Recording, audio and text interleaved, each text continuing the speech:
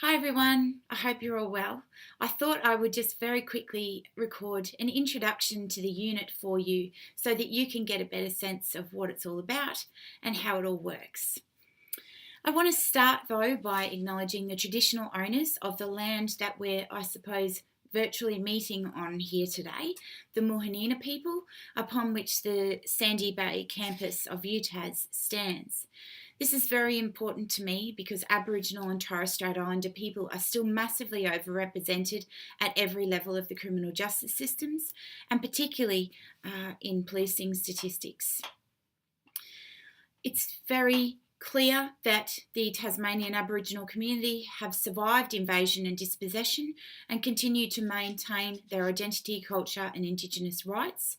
And it is clear that we need to address the overrepresentation of these peoples in the criminal justice system. And some people have talked about this as a national emergency, but we're yet to actually be addressing it as a national emergency. So welcome to HSP403, the unit called Leadership, Influence and Dispute Resolution. It's great to meet you all virtually. I wanted to tell you a little bit about myself before getting into the unit so that you know some key details about me. Number one, email is the best way to get in contact with me. I do have a mobile phone which also works. You can get in touch with me anytime on that. However, my days when I'm on campus are usually chock-a-block full of meetings and they're booked out well in advance, so at least 3 weeks in advance. If you want to talk to me on the phone or if you want to Skype, it's a good idea to get in touch with me via email and just book in a little bit of time in advance so that we can chat uninterrupted. The best contact I have is probably, best phone contact I have is probably my mobile phone. My work phone is electronic and it doesn't work at the best of times. If you call me, I'll get a little message sometimes saying anonymous caller. If you don't leave me a message, sometimes I won't even know that you've called. So please leave a message on my work phone if you want me to get back in touch, leaving a phone number that I can contact you on. Alternatively, if you phone my mobile and leave a message, I'll try and get back to you as soon as I can by the end of the day, or if not, early the following morning.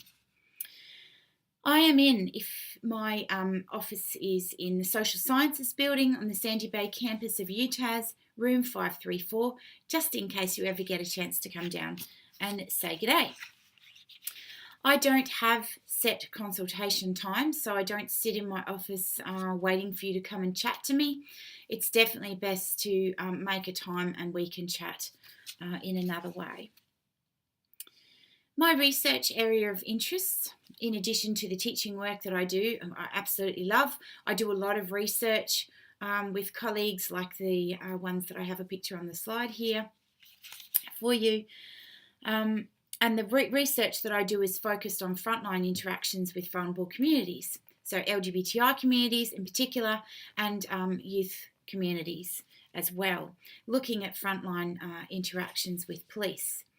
If you want to know more about the work that I do at any particular point, I've got a link on these slides for you where you can go and learn a little bit more about the research that I do.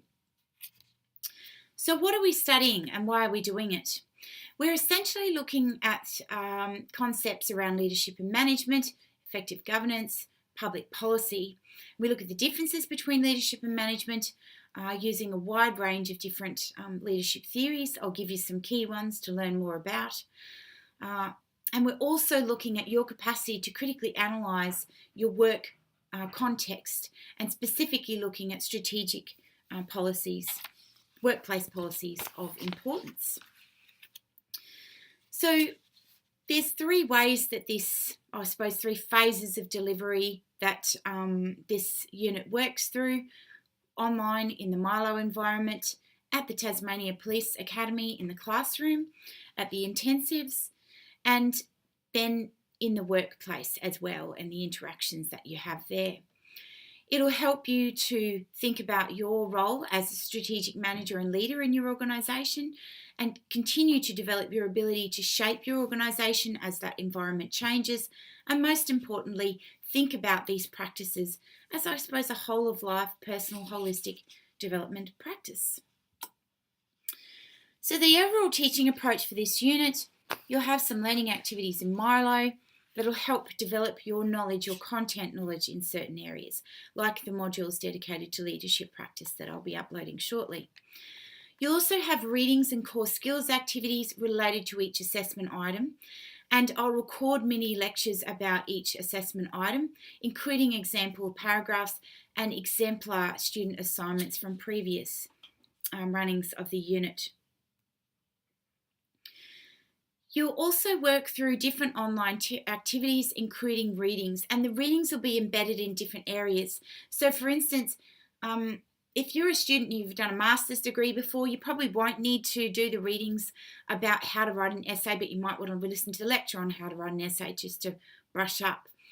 You'll also have readings embedded in stuff, what is leadership, for instance, that you'll need to read. And you'll have readings which are specifically associated with the assessment tasks that you'll need to read.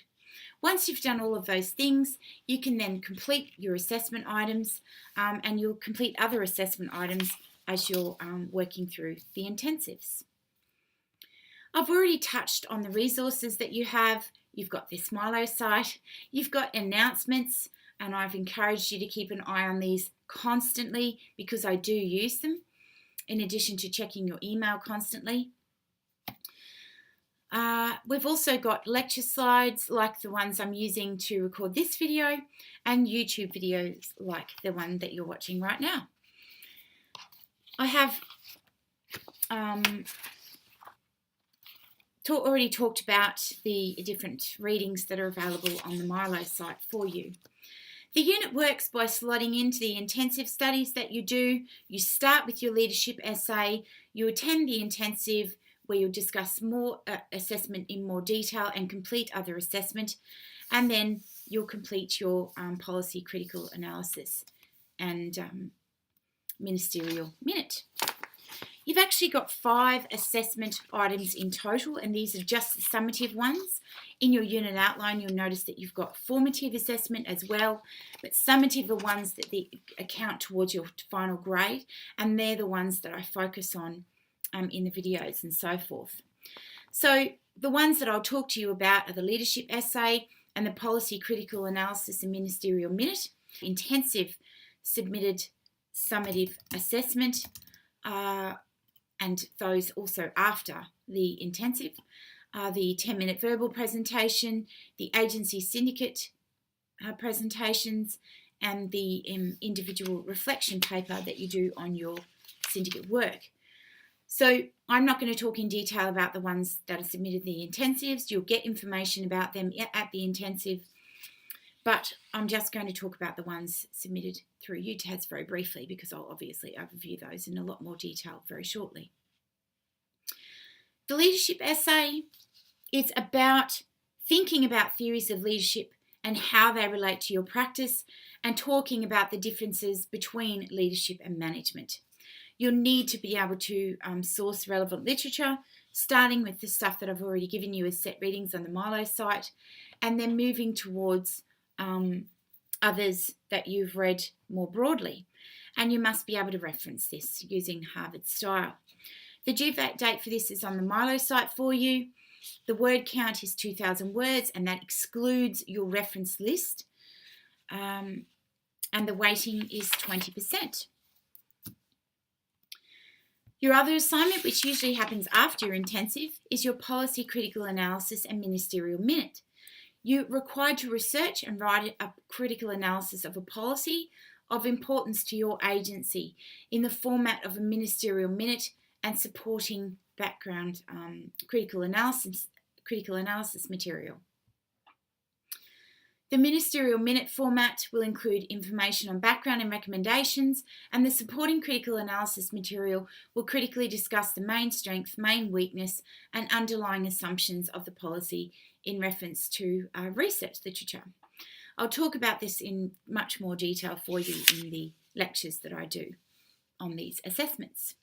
The word count is 2,000 words, again excluding your reference list, and the weighting is 20%. And that's pretty much it. If you've got any questions, please don't hesitate to get in touch and let me know. And we can chat a little bit more about it. As I've noted above, we'll be doing little videos on each of these assessments to give you a little bit more background. That's it for now. I hope that's helpful, and I'll talk to you all soon. See you later.